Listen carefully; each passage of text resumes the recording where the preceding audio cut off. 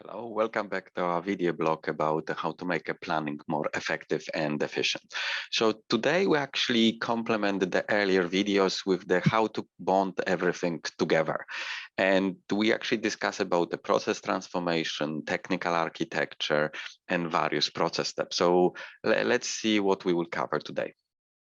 As part of the previous video, we cover product and demand planning, where we talk about the introduction of the new product from volumetric and the financial side, planning your demand plan, planning your revenues. We talk about how to plan the supply and optimize the cost, combined with the integrated reconciliation, which was really aiming to optimize the gross profit. And today we actually finalize the whole monthly cycle and verify how our plans on a scenario level look like versus the budget, because that's really a steer and the connection between the strategic planning and the integrated business planning combined with financial planning. So here we talk about really leveraging in a larger extent SAP Analytics Cloud, because the decisions will be taking mainly here, and we explain you as well how those decisions will be then populated back to the source systems if that's required as part of your IT architecture. In this slide, what you can see is definitely the one of the most important elements is really assignment of the process activities and the process steps to the leading system. As we said when we discussed the process and technical architecture, this is important from the point of view how to manage the data flow, how to ensure the data is being coherent and the right levels across the solutions. In this case, across the SAP IBP, SAP Analytics Cloud, S4, and maybe other systems where you pull the data from to make your decisions. So in order to just to finalize this assignment, let's go quickly through the key points. So one of the steps prior to making the final decisions on the profit and loss statement level for the on the scenario dependent is actually performing activities in lean financial forecasting. Why lean? Because at the end, the activities which we assigned here are mainly already they focus on planning the elements beyond the gross profit in the P&L structure.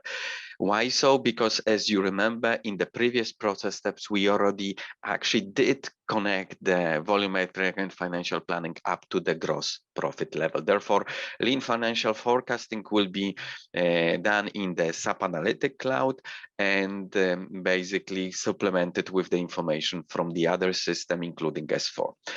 Then as part of the process framework, we actually organize a meeting typically which is called management business review. It could be on the regional level, it could be on the category level, could be on the global level as well, depending on how the decision making powers and authorities are allocated in the organization.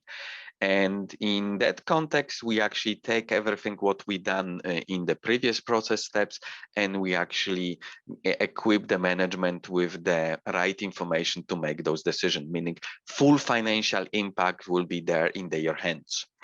Last not least, very often we are asked about how the planning is being enriched or how you can get more insights into the performance.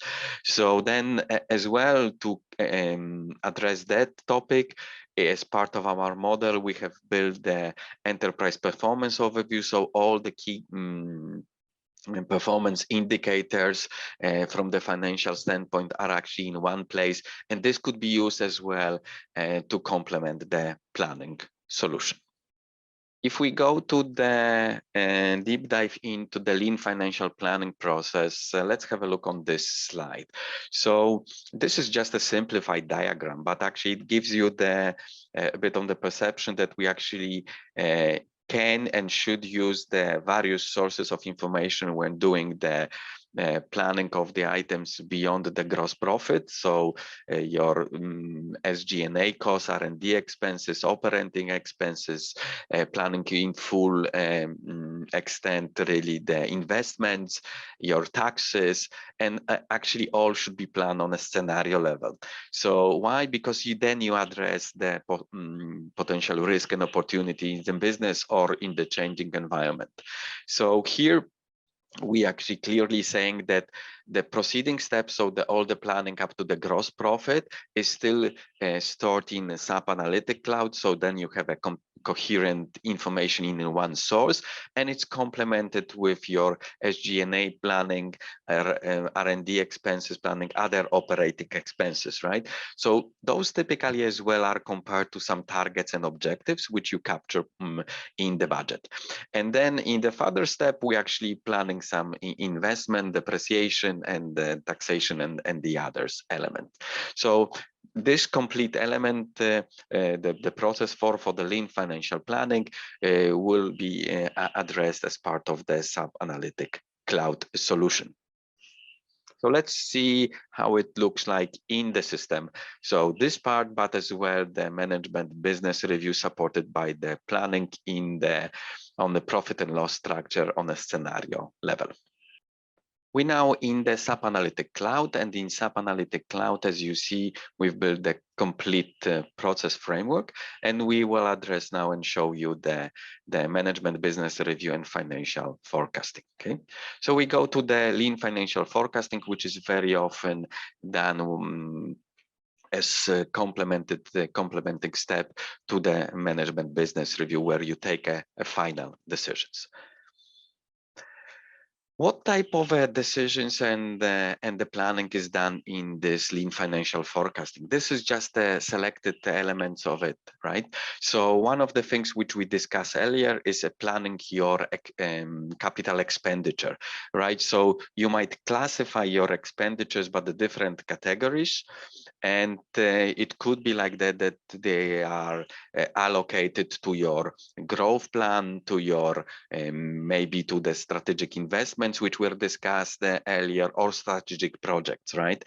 Then you allocate them to the specific accounting periods. So this year, next year, or the other years, you're actually planning your amortization and depreciation, and this will actually end up in the coherent planning solution, which we'll show you in a moment in the P&L.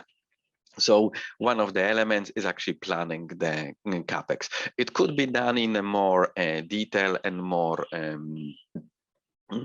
extensive manner, of course, because this depends on the business model, how intensive the Capex planning should be. But one of the key elements, what we propose here, is that we should actually do it directly in SAP Analytics Cloud and maybe support with the data from other systems and tools. One of the key elements which might be useful to address as part of your planning process is really a planning a pricing.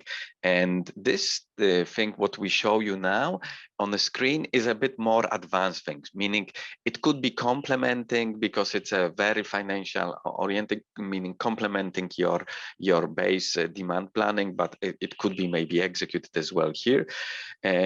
Because of the fact that we actually planning the prices with the use of the hedging process. So here we actually get some information about the from external system about the commodity prices for the specific element or raw material or components, which are maybe relevant for your business. And then actually we define the corridors of acceptance, that where you don't have to define the surcharges to your customer, or where you actually are able to accept that and actually absorb the additional costs, right? So commodity market can actually determine the level of the market price. For example, for the metal components, if you are producing something from the metal, then actually you have to monitor that. And then if there is a contractual agreement with the customer that if the market price of the metal is above the certain limit, then there will be some surcharges because you cannot fully control really the cost of your materials, right? So that type of a planning is very often the case in the area where you're exposed to the commodity pricing. It could be the same thing in agriculture or other type of a business. So here we're actually seeing on the chart above that we are on a safe side, so our final pricing is above the market commodity pricing and then corridor which we define, which we accept. And in the red zones, we actually have the periods where this is not being done. Then it's really about seeing if it's on a cumulative manner as well, if it's good enough, or we need to change some pricing policy. So maybe we have to introduce this surcharge to the customer. One of the last elements which I want to showcase here as an example, of course, but not a complete and exhaustive set of the use cases for the planning your lean financial forecasting is your SG&A cost. So typically it's really about the planning your headcount, planning your expenses associated to the bonuses, some R&D expenses. So really I think which are complementing the full P&L view. And it could be in a more exhaustive way. There are already explanations provided by SAP how to do it, because there are as well ways to do it in more detailed way if it's required and if it's needed. So this process step was really aiming to complement the profit and loss statement. So I propose that we actually have a look on the decision-making process supported by the SAC in the full profit and loss statement.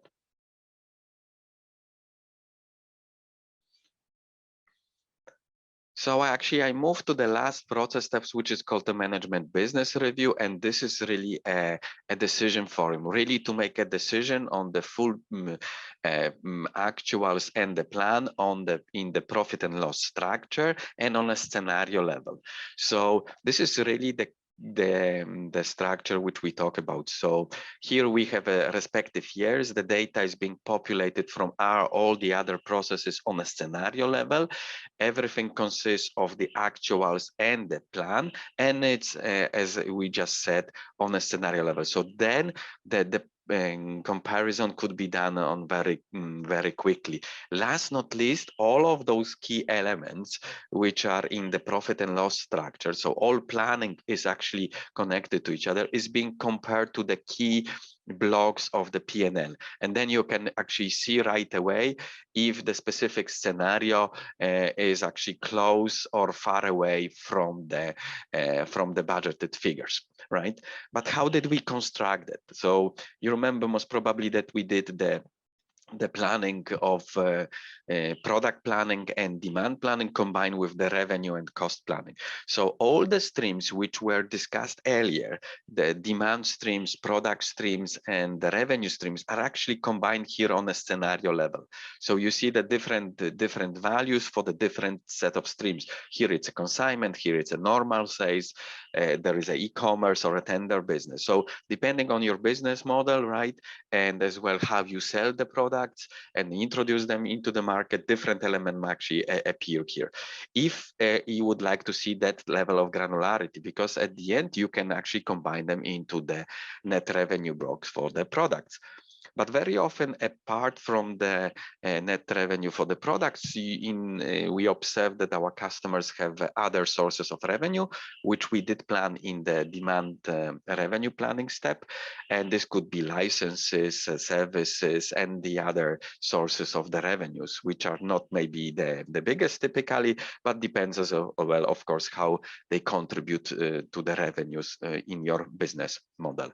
Last not least, we as well have a way to plan a commercial provision, as we showcased earlier, and we actually visualize here this information, the right element of the P&L structure, but as well scenario dependent and the year dependent. Finally, all the associated cost of sales, which we discussed in the planning is as well are visualized here, and we closing at the end with the full view of the cost from the commercial perspective. If we go further,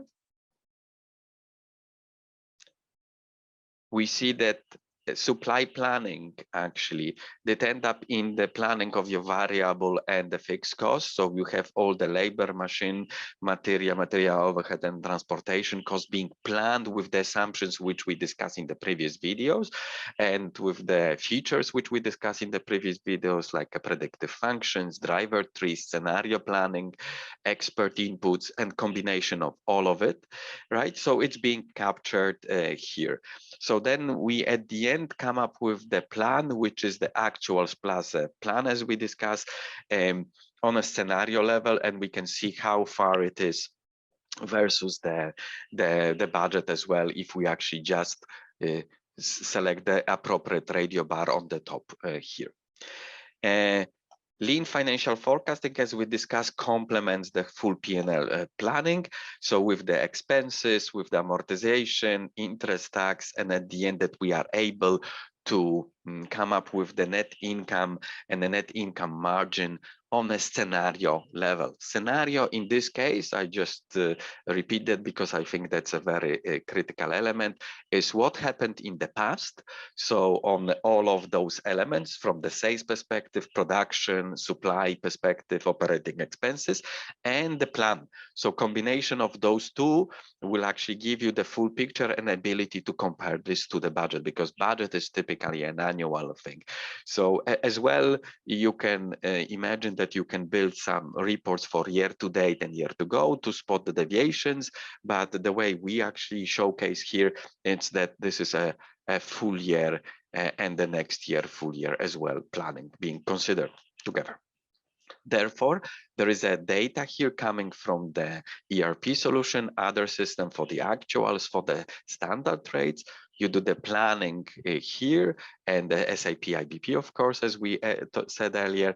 We monetize all the plans, and as well, as part of the monetization, we're planning a cost rate, we're planning a sales pricing, we're planning a margins. So this is not being done in the ERP. What we propose here is that you should do the planning of your pricing, costing, cost elements, and all the elements here directly in the planning solution. So our actuals combined with the plan in volume and value are being compared to the budget, and it's either on the cumulative way or actually on the time series manner. So you can actually see where you are missing some of the elements to the or some where the gap is or where the gap exists compared to the budget. So then once the decisions would be taken, what does happen with it, right? Let's see that on a PowerPoint. Now, what happens after the decisions are taken? So as just to complement the whole process and the technical architecture, let's have a look how what happens later. First of all, you have to ensure that the all data is comprehensive enough, but as well coherent in a one source. So in this case, in the SAP Analytics Cloud, because the decisions will be taken based on data, which is being built through the process step in SAP IBP, S4, and SAC directly. But so that the full data model, as we showcase to you, is actually stored there. So once the decisions are done based on the data in SAC, you actually have to populate some of the information back to the source system. So let's explain that blocks one by one. So first of all, we're talking if there will be any changes if needed, but we not fully recommend that. In case there will be, because the drivers could be needing that type of an adjustment. Then, so if we change the volume, it has to be populated back to the SAP IBP. Futures or sales pricing, right? We discussed that we will plan the discounts on the invoice discounts, and we plan the rebates, right? So all those elements about the future sales plans, some plans for the rebate, has to be populated back to the source system. So in this case, S4 or ERP, in order that you actually execute it according to the decisions taken by the management. Then if we go to the next block, which is about the cost, right? We're talking really about the optimization of the cost performed in the supply review.